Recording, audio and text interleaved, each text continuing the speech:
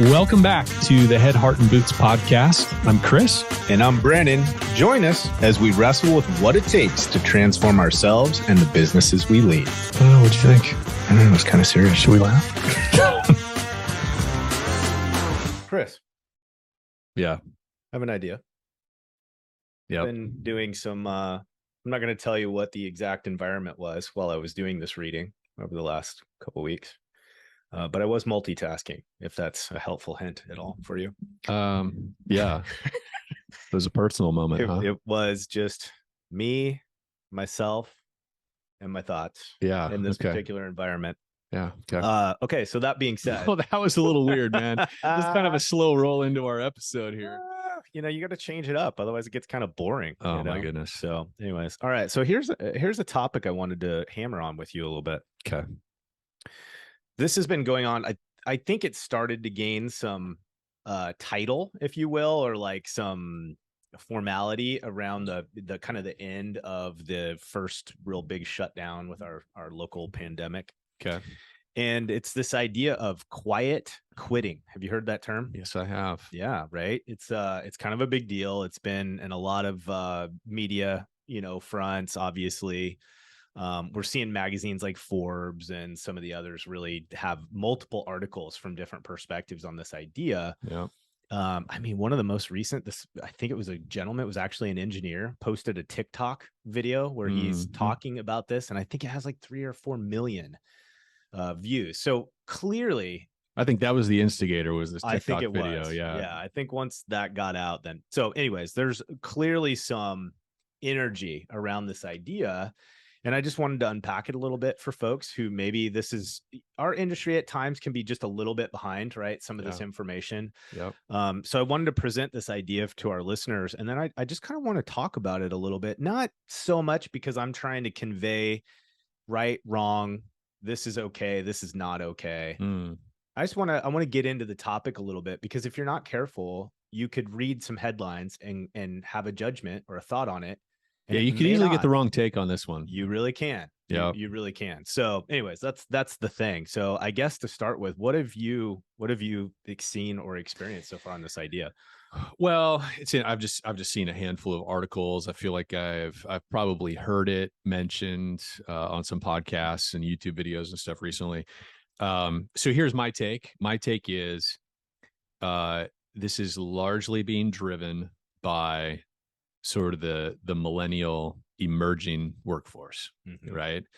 And it's just another part of, I think, this culture within that generation, of which kind of I can relate to. Yeah. I'm 42. I'm technically I'm born 1980. I am technically at the tail end of the millennial. Yeah. I'm a millennial by some standards, right? Yeah. There's a lot that I don't relate to, but there's a fair bit that I do. And I think one of the things that I relate to is just this valuing of life quality. Like I watched my grandparents, great grandparents, my own parents really kind of do this whole grind your face off for 25 years so then you can enjoy a great retirement. And then, of course, how many of us have watched parents, aunts and uncles, grandparents, they get to retirement, they buy the $200,000 RV they've been waiting their whole life for, and then they can't walk very well. And then they got a walker, then they have a heart condition, and or they die before they get there. Yeah. And I think, millennials and the generation next have watched several generations of that. And they're like, you know what? I want my life to have more meaning. Yeah. I want to enjoy my life more than just deferring all of it until retirement. So I think it's another kind of manifestation of that people want their work to hold meaning. Yeah. And value. Yeah. And I think, or if it's not going to, only give it what they have that's to. Appropriate. And so I feel like this quiet quitting thing is almost a negotiation response. It's like the millennials for the last 10 years have been saying, hey, I want my work to have more meaning. I want to know the why behind things. I don't just want to do things because you say I have to do them. I'm not interested in obedience. I'm interested in significance.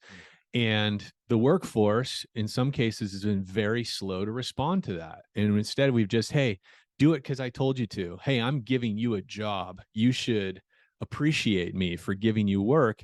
After years and years of that, this generation is saying, you know what? No, if you're not going to give me some sort of greater meaning, or provide me a vision of where I'm going and what my work means and the value of it and the opportunity in front of me, then you know what, I need to create some boundaries for myself, because I'm not going to give you my whole life unless you're going to give me a vision and something of worth for me to be working Yeah. towards. No, I think you hit it on the head. It's really interesting because I think this there's kind of this competing schools of thought, and it all probably depends on how much you're actually reading on, or kind of diving into the details. Yeah. And really, I think you're right. I think at its core, the concept is this idea of protecting oneself from burnout, right? Whatever Yeah. the environmental conditions are that create that, just this really unhealthy working yourself to the bone in an environment that may or may not be producing any kind of result for you for doing so. Yeah. And but then, like with anything, people see or experience some kind of stance or perspective, and then there's those with probably not as righteous perspectives that jump in and leverage Oh, that to be an argument to support really laziness, yeah, they make, right? yeah, yeah, yes, exactly. They make it into a religion. They make it into Sure. sort of a philosophy that is just applies to everything in every situation, and we all need to be really careful to create boundaries Yep. for our employers. Yep. That, and I saw an article. It was by like an HR thought leader or somebody that just said it's a recognition, this new quiet quitting thing trend, it's a recognition by employees that employment is a business contract. It's a contract. I'm doing X in exchange for Y. Uh, and I think our previous generations, um, accepted the scope creep Mhm. that I think Yeah. happens a lot of times. It's like, I think in previous generations, it's like once somebody gets in and we see that they're good and they're capable, we just keep like throwing more and more work at them, not Mhm. necessarily paying them more, but more late nights, more, early mornings at the office, all that kind of stuff. And there was kind of just this culture of expectation that, whatever it takes. And, um, there's going to be some kind of payoff, or that team loyalty at some point would be worth something. And now they're saying, you know what, oftentimes it's not. And if it's not creating something else for me, I'm not going to do that above and beyond stuff anymore. You're paying me for full-time work. I've got 40 hours for you, and that's it. um and and it's just a business transaction, is the way this person was talking about it. I thought, well, there's something a little bit sad about that. Yeah. But I think in some cases we've earned it as employers, Mhm. because I think sometimes we really, many of us, and I know I've been guilty of this, it's like I'm hiring you to do something, and whatever it takes to do that, that's what you need to put in.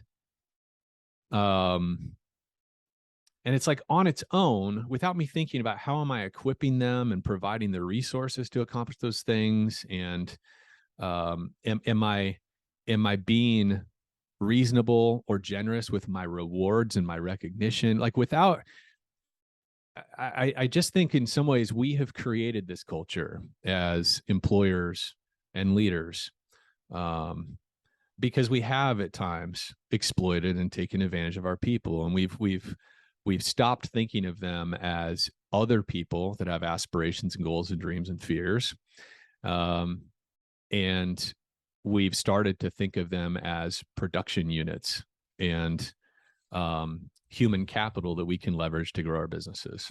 Yeah, no, I don't think you're wrong. And I don't think it's not like we talk about that out loud and it's like a No, no, no, conscious no, no. thing. Yeah. I think this is just something that we're learning, right? It's like over time we become more enlightened, if you will. Like we learn more about how business works and how people works. And this is just a new this is just a new stage of learning for all of us. Yeah, and I think again, I don't think you're wrong. I think there's some environmental conditions, some working environment conditions that we have created over the decades that have certainly fueled the fire.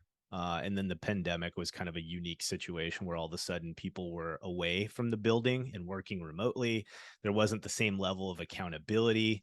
And all in all, they were producing the same end result, but they didn't have this kind of unspoken expectation to see you all the time and be here Yeah. grinding for 10 or 12 hours because we didn't really know, Yeah. right? In a lot of cases, if they were or weren't.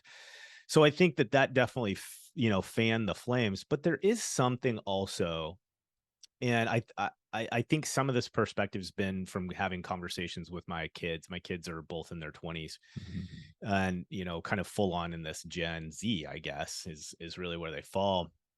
And it's interesting because these kind of social media components, what it also did is it brought to market these individuals who essentially are becoming somewhat famous for saying how little they do and how much they make, Oh, that's right. The influencer right? economy. There's Yeah. like this marriage right now. Marriage isn't, there's kind of like two things coming. One is it's an instant gratification nation. We can literally get anything we want so quickly Yeah. that it's eroded our ability as individuals to do something long term, Yeah. to work for a consistent period of time to earn something. Yeah. Again, that is a very broad statement. I am not saying, alluding that these generations don't. That's not what I'm saying.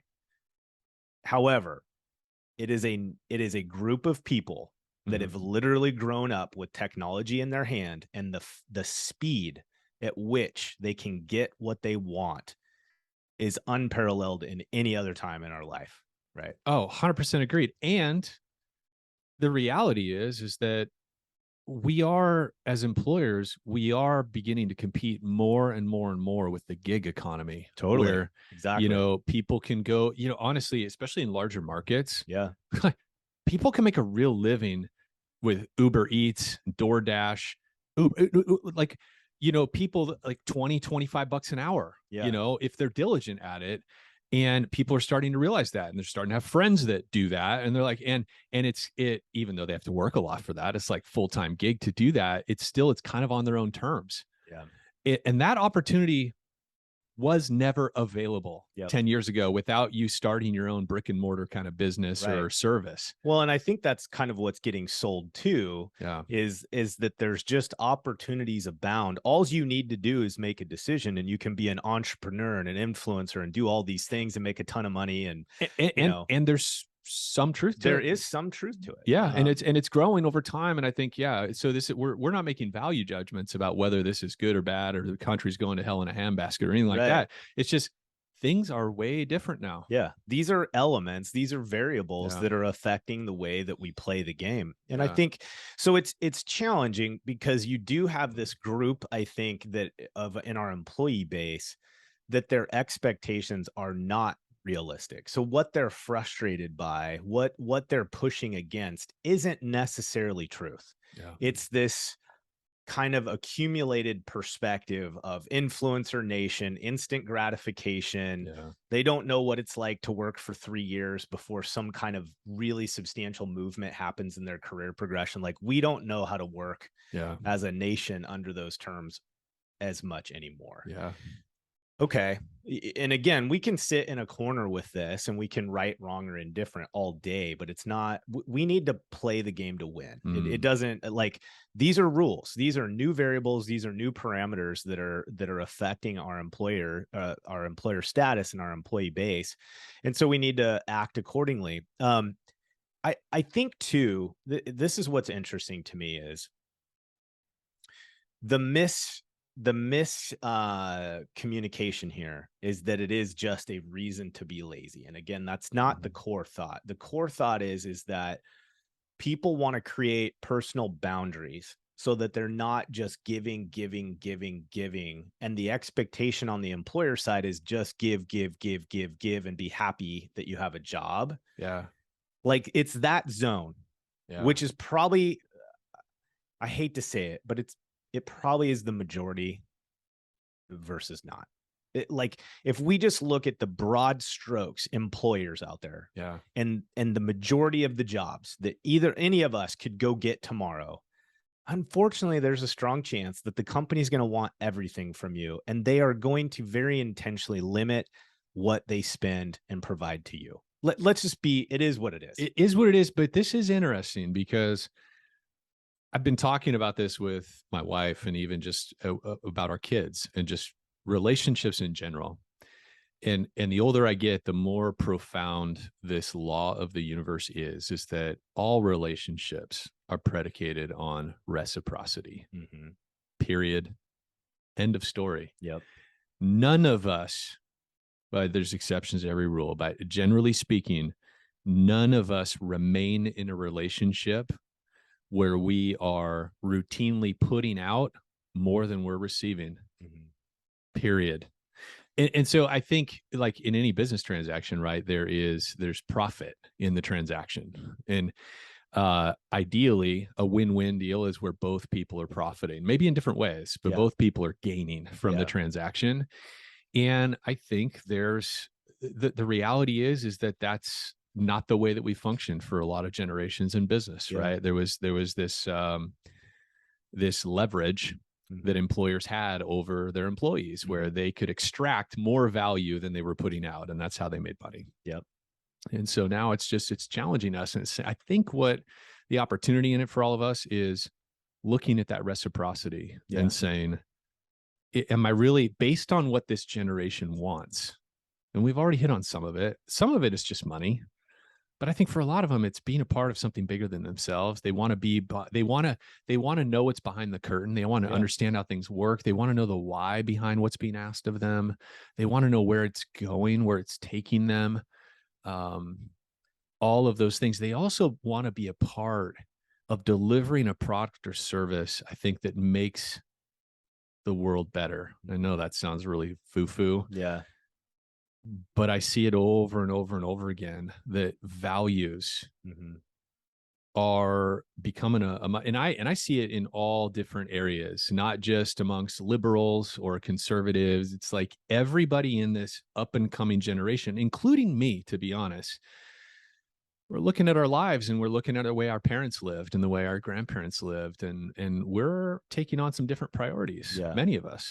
Yeah, I think in general, people do not want to have two completely different lives. No. Yeah. And that's the challenge. Like, we keep using the term, and this group that's kind of pushing or openly communicating the quiet quitting, it really is predominantly this balancing act of work and personal life balance. And I think what's interesting is when we get under the surface, it's not necessarily a group of individuals wanting really clean separation. Like, I'm just going to give you 9 to 5, and after that, I'm out. In some ways, it feels as if this group is responding that way because they feel that is as if there's not another opportunity. Yeah. But I wouldn't say that's necessarily what they want. And again, I'm speaking for people I don't even know. This is just my opinion and my perception purely. But what I think it is saying, and you alluded to this, is the workforce at large right now, and I don't think this is ever going to go backwards, is their level of expectation of what they're participating is higher. Now, here's the beauty of that, honestly. For a guy like me, and I'm naturally wired this way, and I understand that is not the case for everybody, but I'm a real team sport guy. Like, I like the idea that we are going to do something as a team, that we will be unified. I've got a military background. We talk about this. I have a lot. I was part of the 82nd Airborne Division, and that is something that is so important to me. That I was part of that group, mainly because it's kind of like one of the first tiers of special operations. And I know if you're a Navy SEAL and you're listening to this, we are not that. But it's like one of the first separators between the average Army as a whole, and a regular Joe, this next group, right? And so I learned a lot about small teams and what small teams were capable of when everyone was so engaged and committed to the outcome as a group. And what was so beautiful about that was this level of camaraderie with a very diverse group of people from all over the world, different states, different socioeconomical backgrounds. It did not matter. Mm. Uh, it was all for one and Mhm. one for all, to ridiculous levels, right? Mhm. And what was so difficult for me transitioning out of the military was to try to recreate or participate in that again in my place of work, because I spent 8 years realizing and learning that my job, my primary focus was in an environment that had this really unique trust and camaraderie around it. I was part of something that was bigger than me, that protected the world at large. There was a massive mission. Yeah. And there's nothing more of a letdown than to leave that to a 9 to 5 where I have a list of tasks Yeah. and I exchange my time for money. Mm. That's the most fucking uninspirational experience that somebody could have, Yeah. period. So the opportunity here is, if you're the kind of individual that actually does want to have relationship with their team, that they want to build something that's special, that's unique, that has engagement, this group actually is very willing to participate in that. And again, we're talking broad strokes. Is there dirtbags in every group? Yes, of course. Mhm. But as a whole, I think we really do, especially now with Gen Z. I Yeah. think we legitimately have an opportunity to create something special with our people. Mm. But it's going to cause us to have to review Mm. what we've done in the past, what our expectations have looked like in the past, and just say, what if? Mm. Like, it's not, we've talked about this so many times. It's not foosball tables. It's not Mm. beer vending machines. No, it's, hey, how are you Yeah. today? Dude, that makes me think of a Right? great, yes. That makes me think of a great story. One of our clients was a hotel GM. And this is awesome. I can say his name's Scott. Yeah. So Scott had 150 FTE, 150 employees at a hotel. I mean, big hotel. I was talking to him, and one of the things he mentioned is, in the hotel business, he has extremely low turnover. Yeah. I mean, Which is super he's had a rare. core group of like 30 plus, which is just unheard of in that industry. And I said, well, how do you keep people? Because at that time I had a team of direct reports. We had a really growing team, and we were struggling in intervals, with Yeah. turnover and stuff. And, Yeah. and I'm like, what is it? He said, you know what? I really care about my people. And I said, well, can you double click on that for me? Yeah. What does that look like? Because I think I do too. But and he said, well, let me give you an example. He said, one of my housekeepers just had really bad teeth, and was like, and didn't have, our dental insurance is garbage, just like everybody else's. And he's like, and like, she needed a lot of work done, $3,000-$4,000 worth of stuff, but she was like in constant pain, um, wouldn't smile because, just had some broken teeth and stuff like that. And he's like, I've tried to create an environment with my employees when I bring them on, where I tell them, look, if you ever need something, you come talk to me. And he's like, I set that expectation with every employee I brought on. And she came to me one day and she said, I just don't know what to do.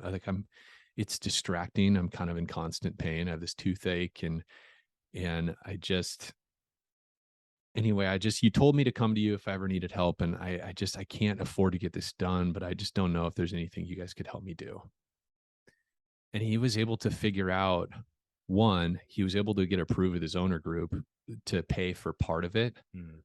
And then break out the remaining to have come out of her check over like 6 months, to where she could totally afford it. She's able to get the work done immediately. And he's like, she'll never leave me.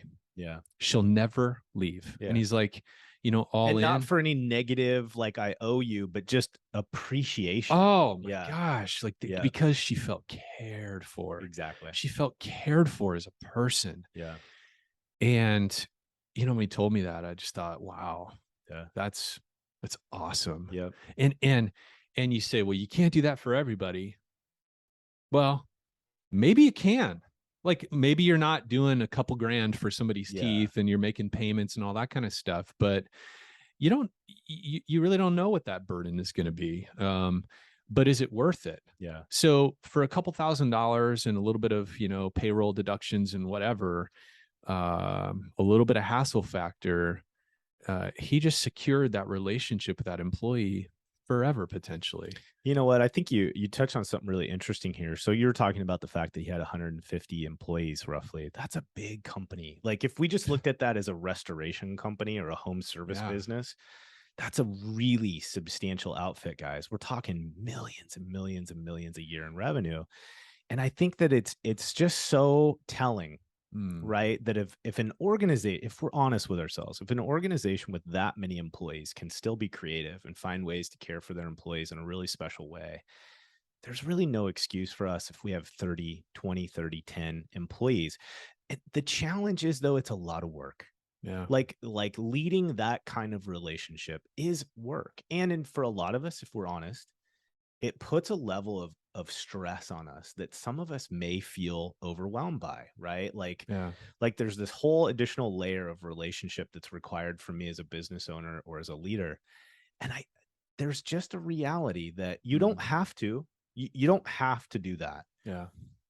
You're likely going to be one of those teams though that just struggles to keep people on because you're just living too much of a transactionary relationship with your staff. And again, it's not a matter if we agree. I made this comment to my son last night. Our agreement status does not make something right or wrong. And we need to remember this.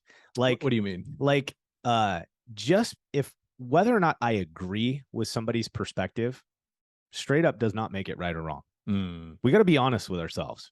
yeah. Okay. Your perspective and your opinion is that. Yeah. Okay. Nothing wrong with it. Yeah. But be careful that we don't look at our agreement status on something on whether it's right or wrong. Mm, We have a scenario right now where we have an entire generation of our workforce. It is the largest workforce coming into effect right now. And from their perspective, relationship depth with their employer is important. yeah. If you agree with that or not is relevant. It doesn't change the fact that that's their perspective, right? And I would say you and I continue to see, and we see examples of this in our own client base and inside the industry, that the ones who are being aggressive and proactive of moving towards this generation Yeah. and identifying ways to adapt and flex their own leadership behaviors Mhm. and their priorities Yep. and their language and all that stuff are winning. Yeah. They're winning all over all the time. Yep. It's just like this guy, Scott, he has literally, so he's part of a hotel group that has, I don't know, 22 different large format hotels all over the country. It's a company that's headquartered out of New York City. It's a very successful hotel portfolio. He is the most profitable property in the entire portfolio. He's widely respected and regarded. I mean, he's incredibly, but if you look at his operations, so I've had several he's kind of a mentor of sorts. I had a lot of these conversations with him. If you look at how he organizes and focuses his time, he often, in fact, we interviewed him in our master course. Yeah. He's a great hour-long interview in there, but I believe he even talks about it there as he leads by walking around. Yep. He spends he does very few appointments during the day. He doesn't schedule meetings for himself outside of his normal conference calls with his owners and whatever. He doesn't really schedule meetings. He walks around his property and he leads and he connects and he engages with his people, engages with his downline. Oftentimes he has stand-up meetings in hallways with his downline leaders all the time. Yeah. It's Just inspirational. he's constantly, yeah. And when you ask him about his focus from a management and success perspective, he's like, look, my job, he calls himself the playground manager. Yeah. But he's like, my job is to make this place a good place for people to come to work in and an inviting, hospitable place for our guests to stay and be. And he said, and when I'm totally oriented around that, we all win. Yeah. Yeah. It's interesting because not that long ago, well, it hasn't come out yet, so it'll be coming out in the next couple of weeks, is the coaching culture episode. And I think why I was so motivated, probably subconsciously, to do that episode, and we wrote an article on it for CNR, is You did, yeah, and it was thanks. good. Yeah, it was fun. It's one of these components. Like Yeah. that's something that if you put that in place within your organization, and what I'm, coaching culture, without rehashing the whole thing, is it's this idea that you're intentionally pouring into and developing your employees, your peers, your downline team members. Mm, Like there's a focus on that that's intentional and expected mm, in each role within the organization. So if you're a department manager, if you're a GM, if you're a sales manager, a major part of what you are hired and tasked to do is to pour into, mm, develop your downline people, mm, build connection. And what's interesting about that is that some of the feedback that we've gotten over the years from lots of different types of organizations, some that we were directly engaged in, some not, mm, was that the beauty in this coaching culture is the ability to speak truth into somebody's life and help them move the needle mm. personally and professionally. Not everybody's ready. We know that. And Yeah. what's frustrating is oftentimes we're in scenarios where less are ready for that than are. Mm, But the point is the same, is that our Gen Zers, my son is a perfect example. He wants to be coached and mentored. mm, He wants to learn. He wants to know more. He wants to have a wider perspective. And I think we've slid into a place where we're making such broad generational assumptions that we're grouping people into a category that's just not a real look at them as a whole. yeah. What they're asking for is relationship. Yeah. They don't want to show up, barely get talked to, and take a check and go home. You can do that. You can build an organization just like that. You can make millions and millions of dollars. You will have turnover like crazy, and it may actually become almost impossible to recruit at some point if the generations continue to develop the way that they are right now. Yeah. And so it's a real opportunity to build something worth building, Yeah. right? Where you have a purpose as a leader in this organization. And that purpose is to develop young people, young leaders, Yeah. and pour into them and give them a reason to want to be with you until the end of days. Uh, if you do it, it's this amazing space where you really value what you've built as a person. Like it's the kind of stuff, without getting crazy religious or anything, it's the kind of business that when it's you're done, Yeah. you look back and you go, that was an effort worth putting out. Oh yeah. Like it honored me. Yeah. I respect myself for building that. I feel like I didn't waste my life, that I spent it doing something to enhance those lives around me. Like it's beautiful. It's a Mhm. legacy building type of business. And this generation is hungry for it Yeah. if you'll develop the systems, the practices, and the attitudes to do it. But if you don't, you're going to have people quietly quitting. Yeah. And they may be there every day. Yeah. They may fill that seat, but they are not going to give you anything compared to what they could Yeah. if you met them in a space that said, you're valuable, I hear you, and I want to help you in more than just how well you process a TPS report, Yeah. right? TPS For all reports. you Office Space fans. All right. Oh, that's classic. Yeah. No, man. Yeah, I think a good theme for this is reciprocity. Mhm. We've for a lot of generations, we're kind of new to this business and capitalism when you think about it, Mhm. right? For the last like 200 years, this has been this Western American capitalist experience of scaling companies and all this kind of stuff. And I think we're just learning as we go. Every generation's been a little bit different, but it's still, at the end of the day, it comes back to reciprocity. Like we don't stay in marriages like some of us do, and it's sad, right? We stay in marriages where like one person's giving a lot and the other person's not, and we stay in all kinds of relationships that way. And we know how that feels. Yeah. It's just this law of the universe, Yeah. right? That this is how we interact as humans. And I think sometimes we forget it in businesses. We make it a transaction, and a transaction where we want as much as we possibly can get for this dollar value. Yeah. It's true. And so we're starting to experience some pushback and say, hey, this is not a great reciprocal relationship Yeah. here. And it isn't always just about bottom dollar, like we talked about, right? that dental thing, the answer was not, I need to make a ton more money. And Yeah. so I need a big raise so I can afford my teeth. It's, hey, I've got this problem. Can you help me with this problem? Yeah. And then I can get back to work. That's a good point, and I don't wanna overlook this, and we kind of direct our dialogue more at this key leader owner perspective just because our vast majority of our leaders probably fall in that category.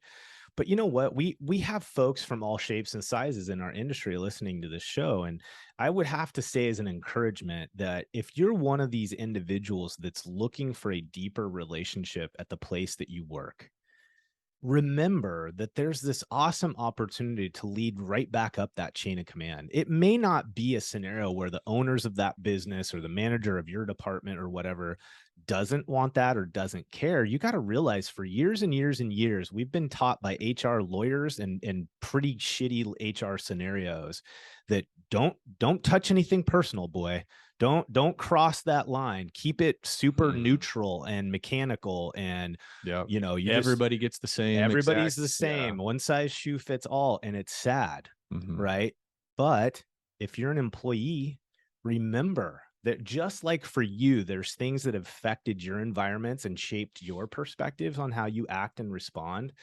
The same thing has happened to the generations prior. Same thing has happened for those leaders that are in positions right now, where in a lot of cases, they've been feared Yeah. into really cutting off this kind of depth of relationship with their employees. And so this is a team sport. It is going to require that this generation talks, communicates, is more clear on asking what they want and leaning in to, hey, it would really be helpful if, Yeah. right? And then at the same time, I think we have to encourage employers to very carefully and with guidance begin to blur as much as that line that we can in a safe way. And Yeah. please do not refer to anything we've said as HR advice. Talk to your HR. Yeah, to talk to your attorney or your SHRM certified HR professional. Right. Yeah, I think that's good. And also speaking to, today's employee, worker, project manager, whomever you are, I think there's always a healthy reflection too on what am I putting into this relationship, right? It's like, because we can easily sort of take an emotional posture of, they're underpaying me or they don't recognize me or they don't value me. And so therefore I'm gonna put a shitty product out. Yeah. Right. Yeah. We have to self-reflect and be like, okay, am I to the letter of the law doing this punch list of chores that I'm supposed to do? But where's the quality? Like what am I contributing in this? Have I allowed myself because of cynicism or pessimism for me to start to betray myself in terms of what kind of person am I being? What sort of professional am I bringing to this role? Right? Yeah. Like it's easy to get swept up into a culture of my employer's taking advantage of me and over time start to lose track of what am I putting out? Yeah. What am I putting into this? Or am I putting out the bare minimum because I'm waiting for you to show me it's worth putting more? Yeah. Which, if you're honest with yourself as an employee, think about that. Yeah. You can barely trust me with little, Yeah. but at the same time, I'm expecting you to trust me with a lot. That doesn't really make any sense either. It's true. So I think it goes both ways. And again, it comes back to reciprocity. It's such a simple law, right? It's just that all of our human relationships are oriented around giving and receiving. Yeah. Right. It's like, what am I giving? Yeah. Really? Yep. What am I giving? Am I really bringing the level of energy and focus and creativity and hustle and earnestness that I projected in my interview, that I said, this is what you get when you get me? Am I really bringing that? Yeah. Because sometimes I know there's been times in my career where I wasn't. Yeah. And I was frustrated for whatever reason. Somebody said something to me that was really offensive. And I felt like, took away from my value or something. And I reacted out of that. And I started essentially being the person that they were treating me as, right? Like I was not bringing all the stuff that I said I was going to bring either. And so it goes both ways. It goes both ways. But I'm with you, man. I think the other theme here is there's a huge opportunity. Yeah. The people that we see that are really leaning into this, how do we care for our people? How do we see them as people and families? Like one of our clients, they have this wall, this family wall. And I freaking love this idea. They have a wall in their in a hallway, and it's not employee photos, it's employee family photos. And we were sitting in on a production meeting they had, or it was an all company safety meeting. I forget what it was. And the GM was just talking about, guys, don't forget why we're doing what we're doing. When you go out and collect on AR, or you go out and do a final punch list walkthrough, and you do a really nice job for a client, you're putting food on the table, not just for you. I was like, oh, that's so good. Like, that's the perspective we need to make sure we're maintaining, right? Couldn't agree more. Yeah. Couldn't agree more. All right, my friend, let's wrap it up. Thanks again, as always, for joining us, guys. Yeah. We'd really be excited for you to help us share this message and help us grow the listenership. Obviously, that kind of keeps the dream alive. This is a real passion project for us. Share it with a friend, a colleague, a peer, somebody in your sphere of influence if you believe you've been getting some value from the show. And if you have been, if you wouldn't mind stopping and giving us a review, that's so powerful. It's so helpful for us. Chris and I made a commitment that moving forward, we're going to be a little bit more diligent about asking for your guys' support and help with that. Not easy for us, but we know it's important. So yeah. And then along the same lines, some of you listening to this are really trying to grow your commercial sales, right? It's like virtually everybody in the industry is trying to figure that out. If you're looking for a turnkey solution to onboard new sales reps, or to equip your existing sales reps to more effectively chase commercial business, it's a different ball game, right? I think we all know that and recognize that, but where do you turn? And that's why we created the Commercial Sales Master Course, right? It's 10 hours of very intentional training. It's a framework. Your sales rep doesn't need to reinvent the wheel. The system that they use selling for XYZ company before they came to you may not be appropriate for restoration. It's a different game, right? So if you're looking for a way to equip them, check out the Commercial Sales Master Course. You can find that on our website, floodlightgrp.com. And you can scout us out before you buy anything by checking out both Brandon and I's LinkedIn pages as well. We post all kinds of content and stuff there. Yeah. So thank you very much. And we'll see you Floodlight Friday live streams on LinkedIn, 9 a.m. Pacific on Friday mornings. Another way you can catch some free stuff from us. So free content, free values. There we go. Till next time. Bye. All right, everybody. Hey, thanks for joining us for another episode of Head, Heart, and Boots. And if you're enjoying the show, or you love this episode, please hit subscribe, write us a review, or share this episode with a friend. Share it on LinkedIn, share it via text, whatever. It all helps. Thanks for listening.